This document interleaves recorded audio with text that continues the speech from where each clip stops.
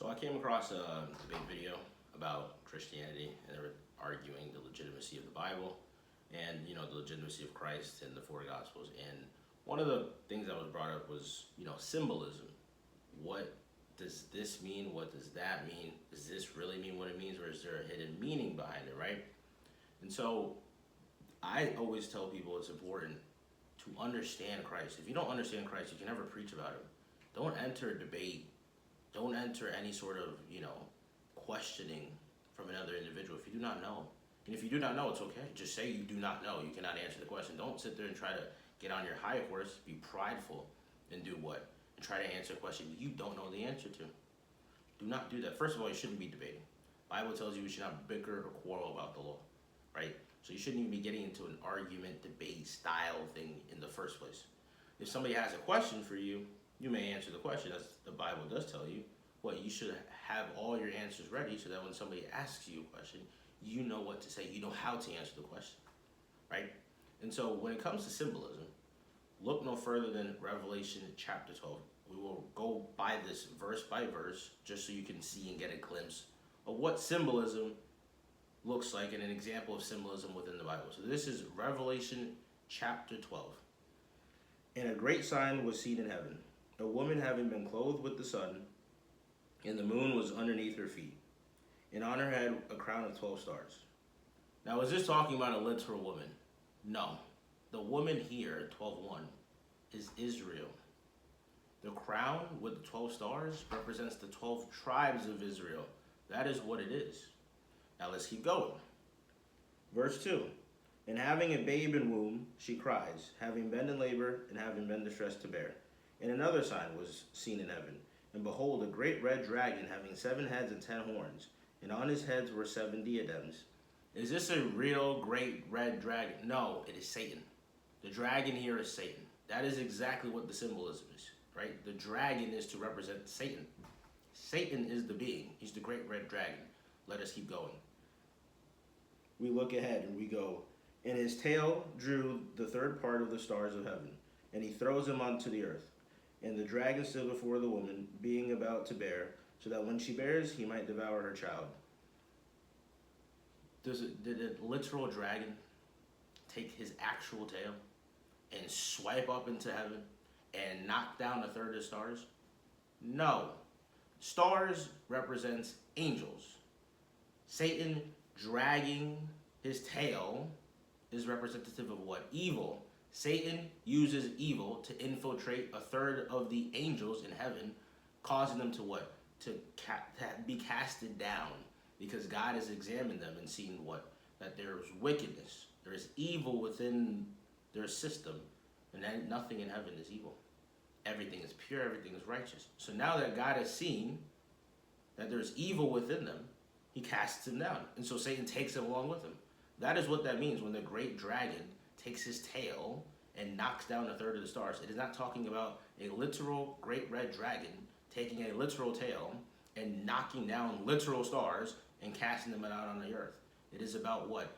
Satan using evil to infiltrate the souls of the angels that resided in heaven, causing a third of them to be casted out by God, to be banished from heaven as a result of their iniquity. That is what that talks about. Let's keep going further.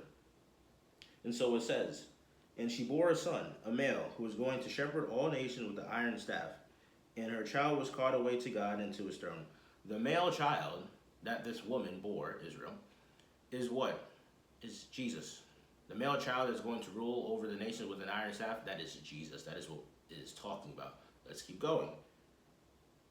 And the woman fled into the wilderness, where she had a place, it having been prepared from God, that there might nourish her 1,260 days. And war in heaven occurred. Michael and his angels making war against the dragon, and the dragon and his angels made war. But they did not have strength, nor was place yet found for them in heaven. And the great dragon was cast out, the old serpent, being called Devil, and Satan. He, deceiving the whole habitable world, was cast out onto the earth, and his angels were cast with him. And I heard a great voice saying in heaven, now has come the salvation, the power, and the kingdom of our God, and his authority of his Christ, because the accuser of our brothers is thrown down, and the one accusing them before our God day and night. The one accusing them day and night is Satan. That is representative of Satan. So you see war broke out as a result of what? Satan and the third of the angels falling. War broke out, they lost their place in heaven, they got casted down, and now Satan is accusing God day and night. Let's keep going further. We see here, and they overcame him because of the blood of the Lamb and because of the word of their testimony. And they did not love their soul even until death. Because of this, glad be the heavens and those tabernacling in them. Woe to the ones dwelling on the earth and the sea, because the devil came down to you having great anger, knowing that he has little time. And when the dragon saw that he was cast out onto the earth, he pursued the woman who bore the male. And the 2 wings of the great eagle were given to the woman, that she might fly into the wilderness, to her place where she is nourished there a time and times and half a time, away from the serpent's face. And the serpent threw water out of his mouth like a river after the woman, he might cause her to be carried off by the river. And the earth helped the woman, and the earth opened its mouth and swallowed the river which the dragon threw out of his mouth. And the dragon was enraged over the woman, and went away to make war with the rest of her seed, those keeping the commandments of God and having the testimony of Jesus Christ. That last verse is very telling, right? Because the last verse tells you the dragon sought out to do what? Make war with the woman. Who's the woman? Eve. The woman now doesn't become, it's not Israel, it's Eve, more specifically what she has, what her seed, which is the human race. It tells you in Genesis 3:15 that there will be enmity between her seed and your seed. Well, who's Satan's seed? The Nephilim. They perished. They became evil spirits. That's Satan's seed. Eve's seed's the human race.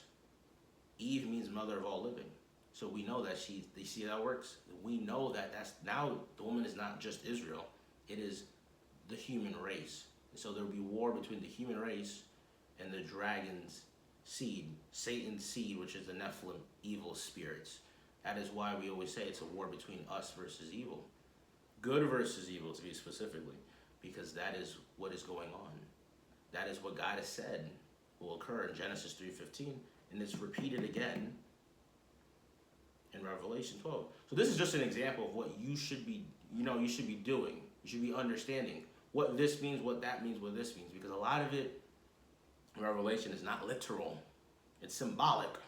See how that works? And if you don't know that, and then you get into conversation and you don't, now you're just gonna sit there and you're gonna look like a fool. Do you want to look like a fool? I wouldn't. I hope you don't, right? And so if you're of Christ, you must understand things, and that takes time. You need to dedicate. You need to have a burning fire within you. It takes dedication to understand these things. You don't just get this by reading it. Because if you read it, you'd sit there and go, oh, it's an actual woman. She's actually pregnant. A great red dragon comes about, takes his tail all the way up to the heavens, and just wipes down a third of literal stars. They get casted on. She gets chased and tormented by this great red dragon after she bears a child. And the earth helps her. And then after that, the dragon to this day has war with her. That's not what that literally means. There's symbolism in there. There's lots of symbolism in Revelation specifically. And so it is imperative that you understand these things. You don't sit there and just go, oh, well, this means that this is literal, this is literal, this is literal. You need to know what's metaphorical. You need to know what's literal. Usually what's metaphorical is what? It's always explained to you in the Bible, in a later chapter, maybe even later in the verse. Or maybe even later within that chapter, or maybe within the book, a chapter later, you see in Revelation with, I think it's chapter 13, it gets explained in chapter 17. And so that's how you really gonna know something symbolic. The telltale sign is that it is what? That it is found later in a chapter, in the verse, or in the book, in a different chapter, than what is literal, which is usually just told to you as is, and it's never explained because it's supposed to be literally taken.